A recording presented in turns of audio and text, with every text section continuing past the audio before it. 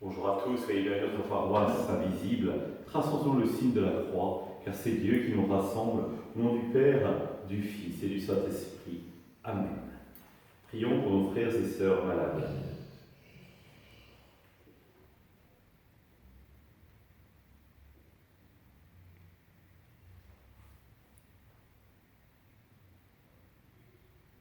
Prions pour les soignants et tous ceux qui œuvrent pour le bien commun.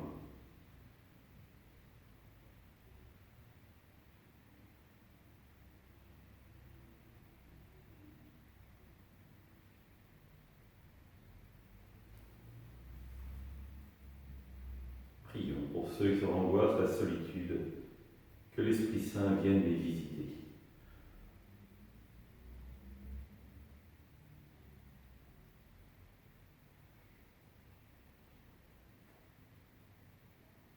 Pour manifester notre communion, je vais maintenant allumer cette bougie au cierge pascal.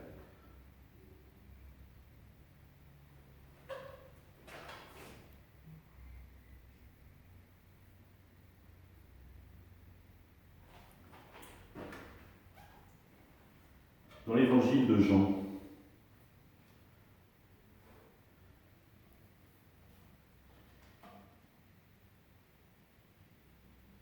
Jésus leva les yeux au ciel et dit : Père, l'heure est venue, glorifie ton Fils afin que le Fils te glorifie.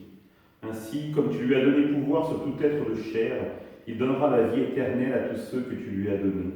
Or, la vie éternelle, c'est qu'ils te connaissent, toi le seul vrai Dieu, et celui que tu as envoyé, Jésus-Christ. Moi, je t'ai glorifié sur la terre en accomplissant l'œuvre que tu m'avais donnée à faire. Et maintenant, glorifie-moi aussi de toi, Père, de la gloire que j'avais auprès de toi avant que le monde existe. J'ai manifesté ton nom aux hommes que tu as pris dans le monde pour me les donner. Ils étaient à toi, tu me les as donnés, ils ont gardé ta parole. Maintenant, ils ont reconnu que tout ce que tu m'as donné vient de toi, car je leur ai donné les paroles que tu m'avais données. Ils les ont reçues, ils ont vraiment reconnu que je suis sorti de toi, et ils ont cru que tu m'as envoyé. Moi, je prie pour eux. Ce n'est pas pour le monde que je prie, mais pour ceux que tu m'as donnés, car ils sont à toi. Tout ce qui est à moi est à toi, et ce qui est à toi est à moi, et je suis glorifié en eux. Désormais, je ne suis plus dans le monde, eux ils sont dans le monde, et moi je viens vers toi. Acclamons la parole de Dieu, louange à toi, Seigneur Jésus.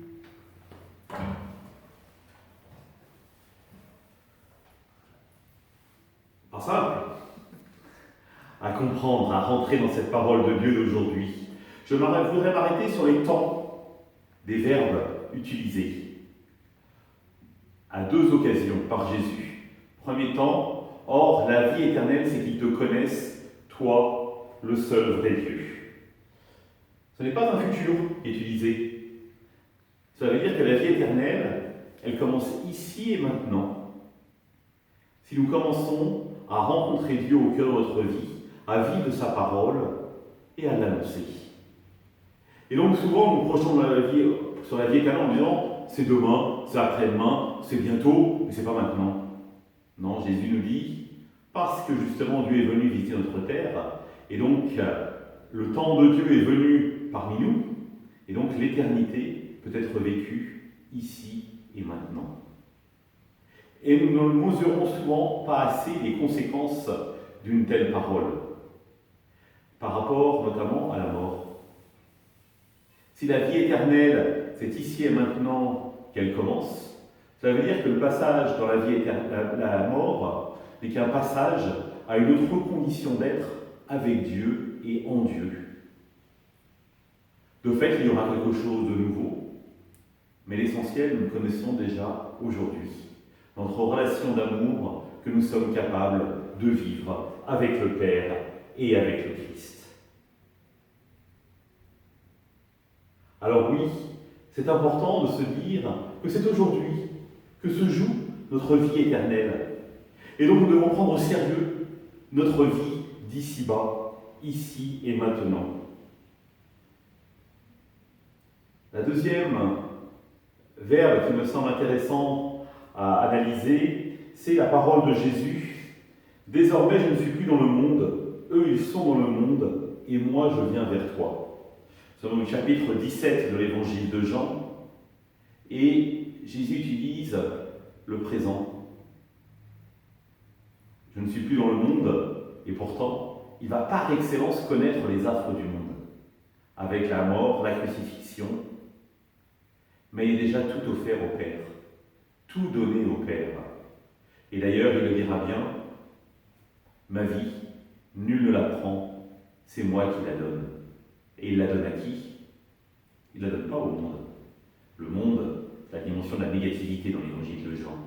Il l'offre à son Père. Tout est donné.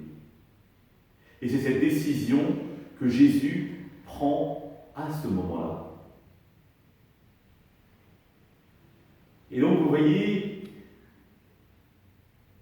quand il nous dit « eux, ils sont dans le monde », moi je ne suis plus dans le monde, nous pourrions inverser la problématique et dire « parce que nous avons été baptisés, nous ne sommes plus du monde. Nous vivons déjà de cette vie éternelle dont je parlais précédemment. Nous sommes dans cette condition du Christ où nous avons tout à donner au Père.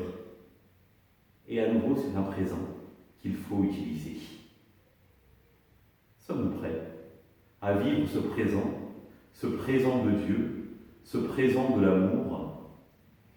Car il faut commencer à nous habituer, parce que l'éternité, ça peut être long. Ensemble, nous prions. Notre Père, qui es aux cieux, que ton nom soit sanctifié, que ton règne vienne, que ta volonté soit faite sur la terre comme au ciel. Donne-nous aujourd'hui notre pain de ce jour. Pardonne-nous nos offenses, comme nous pardonnons aussi à ceux qui nous ont offensés. Et ne nous laisse pas entrer en tentation, mais délivre-nous du mal. Amen. Que le Seigneur nous bénisse, nous accompagne notre journée, nous garde dans la paix. Au nom du Père, du Fils et